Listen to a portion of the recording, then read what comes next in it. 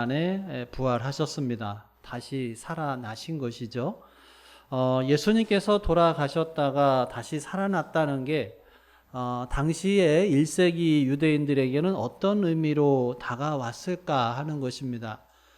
예수님의 부활이 어떤 의미인지를 알기 위해서는 예수님의 죽음이 당시 유대인들에게 어떤 의미로 이해되었는지를 먼저 좀 알 필요가 있는데, 예수님께서 십자가에 못 박혀 죽으셨다라고 하는 것은 유대인들 마음 가운데 예수님은 엉터리다, 예수님은 가짜다라고 하는 그런 인상을 심어주기에 충분했던 사건이었습니다. 신명기 21장 23절에 보면 나무에 달린 자는 하나님께 저주를 받았음이라 라고 하는 말씀이 있어요.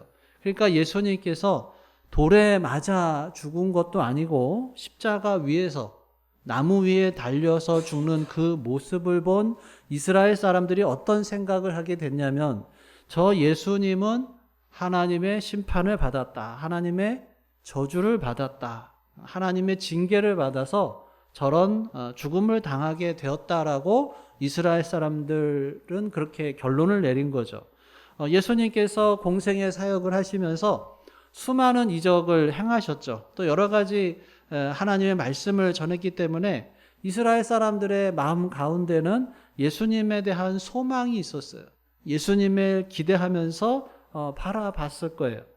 이 예수님이 정말 하나님께서 약속하신 메시아가 아닐까? 이 예수님이 하나님께서 약속해 주신 그 모세와 같은 선지자가 아닐까? 우리 이스라엘을 회복시킬 그 구원자 메시아가 아닐까 하고 소망을 가지면서 예수님의 뒤를 따라다니게 된 거죠. 그런데 어느 날 갑자기 십자가에 못 박혀 있는 그 모습을 보는 순간에 이스라엘 사람들은 그 마음 가운데 소망을 다 내려놓을 수밖에 없는 것입니다. 가짜였구나, 사기꾼이었구나, 하나님의 심판을 받은 죄인이었구나. 예수님의 죽음을 보게 되는 그 순간에 이스라엘 사람들은 그런 마음의 결론을 내리게 된 것입니다. 그런 유대인들의 마음을 잘 표현한 것이 오늘 본문 이후에 나오는 이제 엠마오로 가는 두 제자의 말에서 알 수가 있습니다. 오늘 읽지는 않았지만 24장 그 뒷부분에 보면 엠마오로 가던 두 제자가 슬픈 기색을 하면서 말을 하고 있는 그 장면에 예수님께서 부활하신 예수님께서 다가가셔서 그들에게 묻죠. 도대체 왜 당신들은 그렇게 슬픈 기색을 하면서 무슨 얘기를 하고 있냐? 그때 대답했던 말이 같은 24장이니까요. 한번 보겠습니다. 18절에서 21절까지 같이 읽어보겠습니다. 시작. 그 한 사람인 글로바라 하는 자가 대답하여 이르되,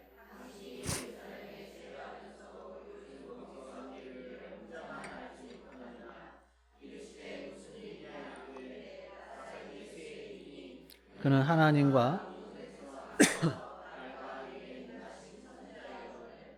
우리 대제사장들과 관리들이 사형 판결에 넘겨주어 십자가에 못 박았느니라.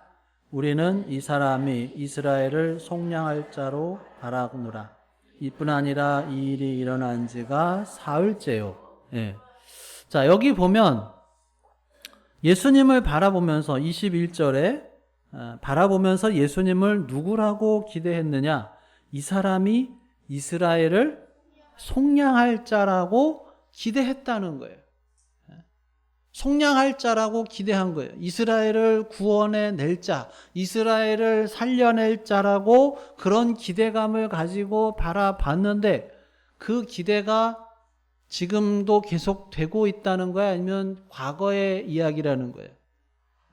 바랐노라. 바랬다는 거예요. 전에는 바랬다. 예수님이 우리의 구원자가 아닐까 생각했는데 지금은 그 모든 기대가 다 무너져 버리고 말았다는 거예요. 언제 무너진 거예요? 예수님이 십자가에 못 박히시는 순간에 예수님이 메시아인 줄 알았는데 아니었구나, 가짜였구나, 그런 마음을 갖게 되었다는 거예요. 자, 그런데 예수님께서 죽으셨는데 다시 부활하시는 그 모습은 그렇게 실망을 했던 이스라엘 사람들에게 새로운 소망을 불어 넣어 주시는 거죠. 예수님께서는 하나님께서 무덤에서 살려내신 것인데 죽었다가 다시 살아났다고 하는 이야기는 하나님께서 그 예수님을 인정하셨다라고 하는 거예요. 예수님을 살려냈다고 하는 것은 그냥 살아나신 것이 아니라 하나님께서 살려내신 것이죠. 하나님께서 예수님을 인정하셨다고 하는 거고, 인정했다고 하는 이야기는 예수님께서 그동안에 사역하시면서 내가 메시아다, 내가 이스라엘 민족을 구원할 하나님의 백성을 구원할 메시아라고 말씀해 주셨는데, 내가 하나님의 아들이라고 말씀하셨는데 그게 엉터리가 아니라, 그게 사기가 아니라 바로 하나님이 인정하신 그 예수님이 하신 말씀이 다 옳았다고 하는 것을 증명해 주는 것이 바로 이 부활이다라고 하는 거예요. 여러분, 모든 사람이 다 다시 살아났다고 해서 메시아가 되는 것은 아니죠. 예수님께서도 나사로를 살리셨어요. 그 나사로를 살렸을 때 사람들이 신기하다, 놀랍다 했겠죠. 그렇게 생각했지만 그 나사로가 메시아다라고는 생각하지 않았어요. 왜냐하면 나사로의 죽음과 부활이 그런 의미를 갖고 있지는 않았기 때문에 그렇습니다. 근데 예수님의 죽음은 어떤 죽음이냐? 평상시에 예수님께서 내가 하나님의 아들이고 하나님의 어린 양으로 이 세상을 구원할 사람이다라고 말했는데 그게 거짓말이고 엉터리라고 생각을 했는데, 하나님께서 예수님을 다시 살리는 그 모습을 보면서 예수님이 하신 말씀이 옳았구나, 예수님이 하신 말씀이 가짜가 아니라 진짜구나. 그래서 예수님이 부활하신 그 사건을 보게 되는 순간에 사람들은 예수님을 나의 주, 나의 하나님이라고 고백을 할 수가 있는 것입니다.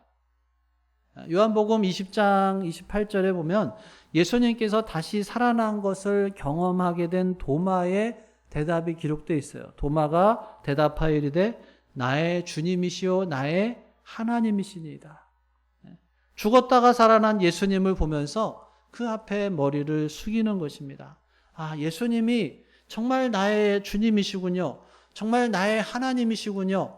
예수님께서 말씀해 주셨던 그 말이 거짓말이 아니라 진짜라고 하는 것을 인정하면서, 그래서 예수님이 나의 메시아고 나의 하나님이시다, 이렇게 고백하는 그 예수님의 부활이 하나님께서 예수님을 메시아라고 인정해 주셨다라고 하는 그런 의미가 되는 것입니다. 자, 오늘 우리가 누가복음 24장의 말씀을 읽었는데, 이 24장의 말씀은 예수님께서 부활하신 것을 알게 된 제자들의 반응이 기록되어 있습니다. 예수님이 부활하셨다고 하는 사실을 제일 먼저 발견한 것은 여자 성도들이었죠. 이 여인들이 막달라 마리아, 또 요한나 야고보의 어머니 마리아, 또 뭐 이름이 밝혀져 있지 않은 다른 여성들이 함께 모여서 아침 일찍, 그 새벽 일찍 그 예수님의 무덤을 찾아간 이야기를 기록하고 있습니다. 이 여인들은 왜 예수님 무덤에 갔을까요? 예수님이 사흘 만에 부활하신다고 하니까 오늘 부활하셨을 거야 하고 기대하면서 갔을까요? 무슨 이유 때문에 갔느냐? 부활을 기대하고 간 것이 아니라 예수님의 시신을 제대로 잘 처리하지 못했기 때문에 그 예수님의 시신에 향품도 바르고 장례 절차를 마무리하려고 간 거예요. 자, 예수님께서 십자가에 못 박혀서 돌아가신 것은 금요일 오후 3시경으로 알려져 있습니다. 근데 예수님을 언제 매장했느냐? 저녁에 해가 지기 전에 매장을 해야만 돼요. 왜냐하면 금요일 저녁 6시에 해가 지면 그때부터는 이제 안식일이 시작이 됩니다. 안식일이 시작이 되니까 해가 지면서는 아무것도 할 수가 없는 거예요. 안식일이 되면. 그러니까 금요일 오후 3시에 예수님께서 돌아가셨다고 하면 해가 지기 전까지 몇 시간 남아요? 한 3시간 남죠. 그 3시간 동안에 예수님을 매장해야만 했기 때문에 아리마대 사람 요셉이 예수님의 시신을 달라고 해서 매장하는데 급급했고, 장례를 치르면 시신도 깨끗하게 씻기도 하고 향품도 바르고 여러 가지 장례 절차를 진행을 해야 되는데, 시간에 쫓기다 보니까 장례 절차를 제대로 진행할 수가 없고 그냥 무덤에 넣어둘 수밖에 없는 상황이었어요. 그러니까 예수님의 이 여자 제자들이 안식일이 지나자마자, 아침에 해가 뜨자마자 예수님의 무덤에 가서 그 예수님의 남은 장례 절차를 마무리하기 위해서 무덤에 찾아간 거예요. 그런데 그들이 가서 발견한 것은 예수님의 시신은 없었고 무덤의 문은 열려 있어서 시신을 찾을 수 없었다는 거예요. 그래서 그들이 돌아오게 될 때 두 사람이 나타나서 이 여인에게 이야기를 합니다. 천사들이죠. 흰 옷을 입은 천사들이 이 여인들에게 말하기를 뭐라 그래요? 자, 5절, 6절 같이 읽겠습니다. 시작. 여자들이 두려워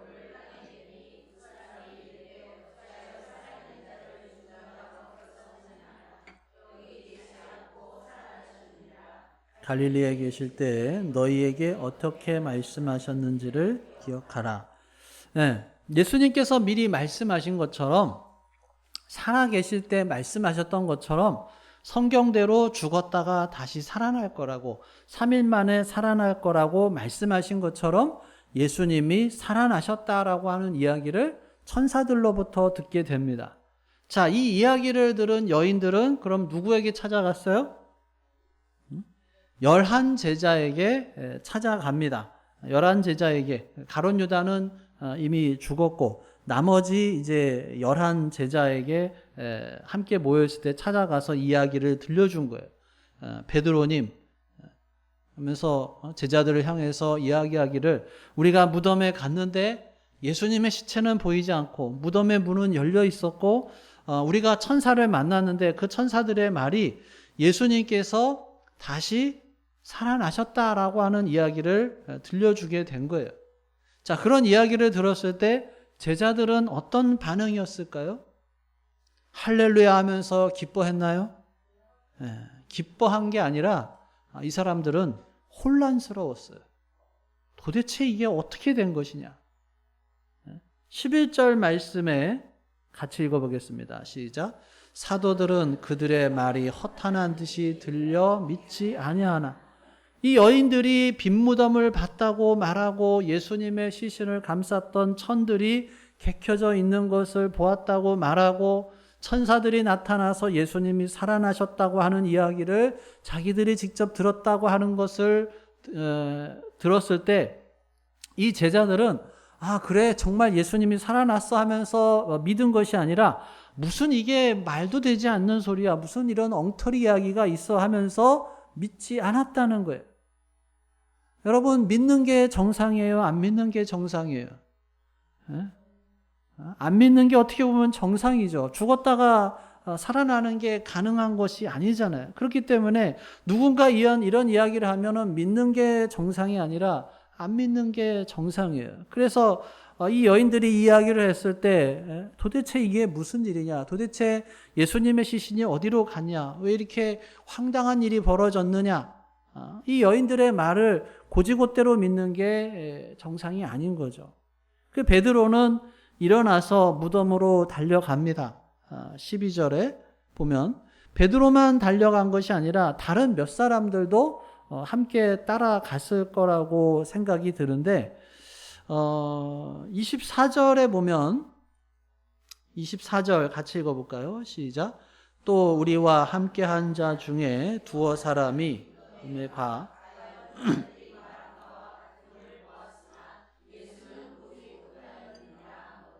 예. 그러니까 여기 보면 두어 사람이라고 번역이 돼 있는데 몇몇 사람이 같이 간 거예요.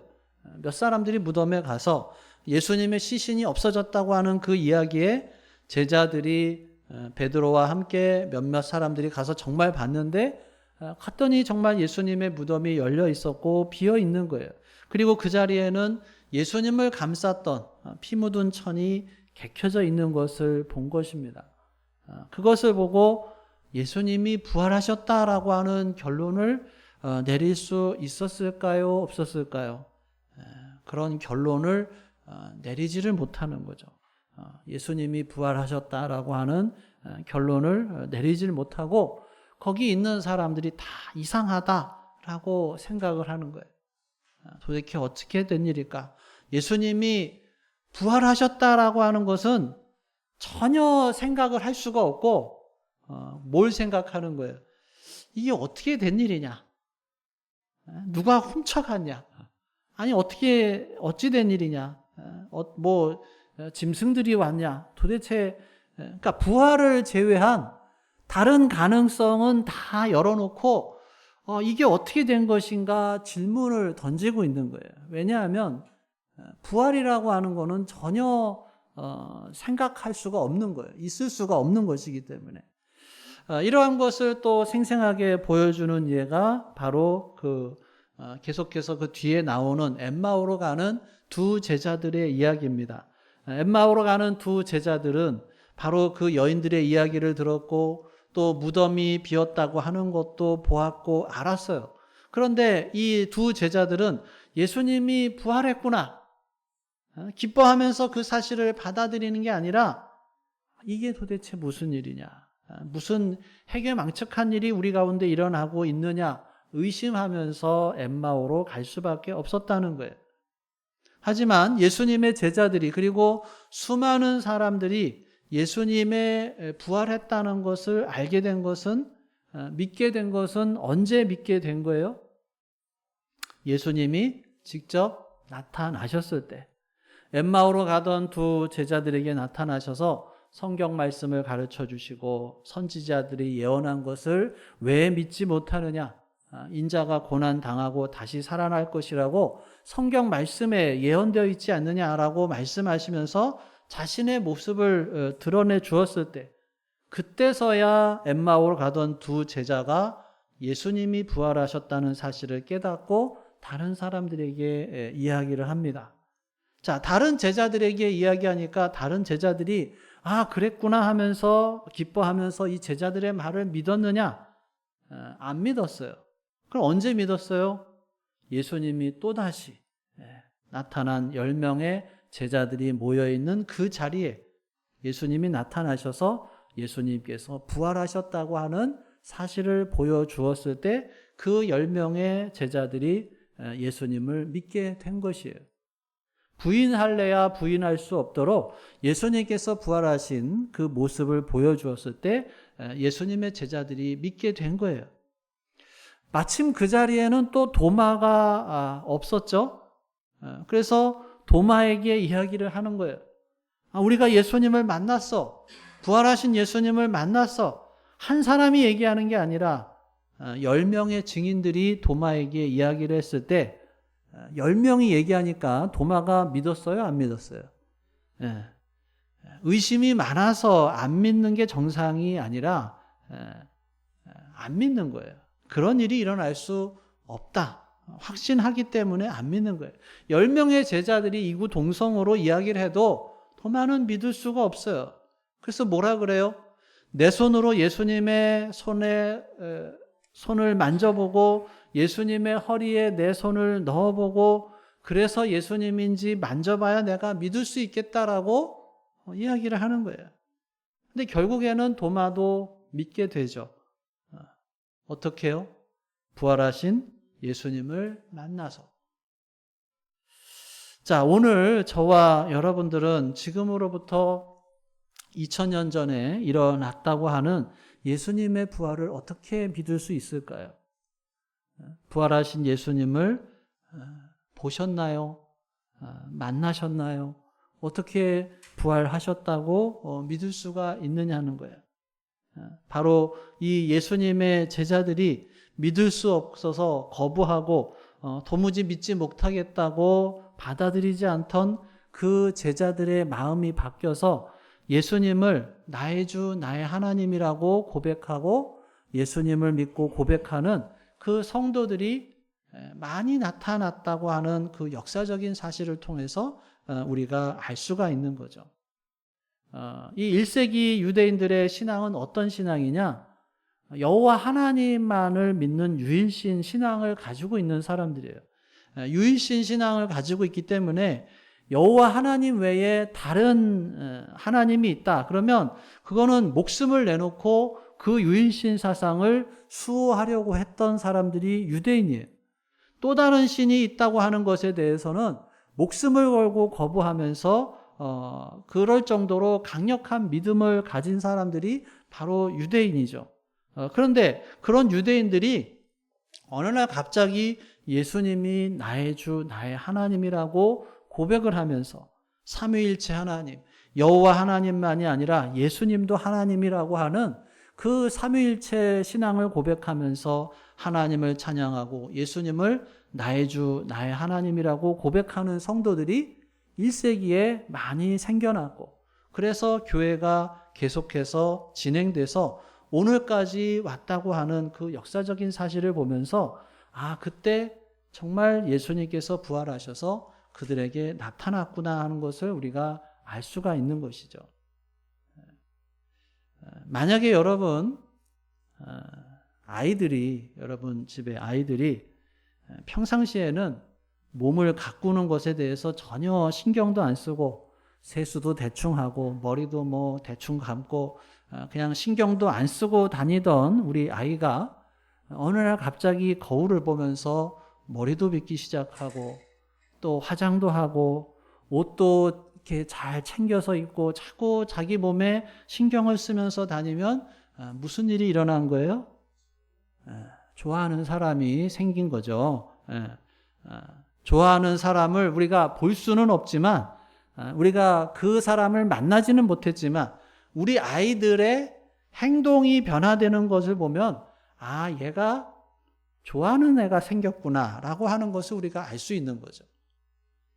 밭에 수많은 곡식들이 자라나고 수많은 채소들이 자라나는 것을 보면 누군가가 거기에 씨를 심었고 밭에 씨를 심었다라고 하는 것을 우리가 당연히 알 수 있는 것처럼 예수 그리스도를 믿고 나의 주, 나의 하나님으로 고백한 성도들이 초대 교회에서 자기의 목숨을 내놓으면서까지 예수님을 만약에 예수님을 안 믿었다면 그냥 잘 먹고 잘 살 수 있었을 텐데 자기 목숨을 내놓으면서까지 자기의 모든 기득권을 다 내려놓고 예수님을 위해서 목숨을 내어놓는 그런 믿음의 사람들로 변화된 그 믿음이 있어서 그것이 지금까지 전해져 왔다는 것을 안다면 바로 예수님이 부활하셨다라고 하는 것을 우리가 2000년 전 부활하셨다는 것을 오늘 우리가 미루어서 알 수가 있는 줄로 믿습니다. 예수님께서 부활하셨다고 하는 이 역사적인 사실이라고 한다면 그러면 예수님의 부활은 우리들에게 어떤 의미를 가지고 있느냐는 거예요.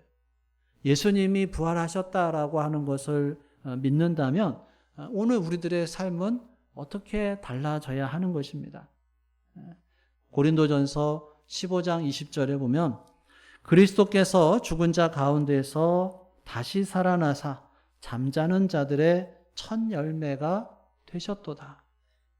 여러분, 열매가 하나 맺히게 되면 그 열매 하나로 끝나는 것이 아니죠. 그 후에 같은 열매가 계속해서 맺히게 되는 것처럼 예수 그리스도께서 죽은 자 가운데서 다시 살아나신 첫 열매가 되신다면 우리들도 부활이 있을 거라고 하는 사실을 믿음으로 바라보면서 우리가 기쁨으로 살아가야 하는 우리 모두가 되어야 할 줄로 믿습니다. 뿐만 아니라 우리가 그러한 부활을 믿는다고 한다면 이 세상에서 일어나는 모든 슬픔과 고통 때문에 때로는 죽음 때문에 우리가 좌절하고 절망할 것이 아니라 어쩌면은 우리가 살아가고 있는 인생은 힘든 일이 많죠. 행복한 일보다는 고통스러운 일도 많고 우리의 소망이 이루어지기보다는 절망적인 것들이 많고 살아가면서 슬픔과 고통과 아픔, 또 이런 일들이 얼마나 많이 일어나고 있는지 모릅니다. 하지만 예수님의 부활이 사실이고 또 우리가 다시 부활할 것을 안다고 하면은 우리가 이 세상에서 만나는 그 어떤 어려움과 고통에 절망할 것이 아니라 소망을 가지고 믿음으로 하나님의 나라를 바라보는 우리 모두가 되어야 할 줄로 믿습니다. 뿐만 아니라 이 세상에서 이 부활이 예수님의 부활이 사실이라고 한다면 그 옛날 수많은 사람들이 부활의 증인이었던 것처럼 우리가 모두가 부활의 증인이 되는 삶을 살아가야 할 줄로 믿습니다. 아직도 부활이 뭔지도 모르고 예수님이 우리에게 어떤 소망을 주었는지 몰라서 절망과 슬픔 가운데 있는 사람들이 우리가 변하는 그 모습을 보고 우리가 부활의 증인이 되는 그 모습을 보고 그들도 소망을 가질 수 있도록 그 가운데 우리가 믿음으로 승리하는 우리 모두가 다 될 수 있기를 주님의 이름으로 축원합니다. 기도하겠습니다. 오늘 주시는 말씀 다시 한번 되새겨보며 기도하겠습니다. 나에게 주셨던 말씀이 무엇인지, 또 내가 붙잡아야 할 말씀이 무엇인지, 또 내가 마음에 새겨야 할 말씀이 무엇인지, 우리가 예수님의 말씀을 기억하며 예수님께서 나의 주, 나의 하나님이시라고 고백하는 그러한 부활의 신앙으로 살아가기를 소원하고 다짐하는 기도를 다 함께 침묵으로 드리겠습니다.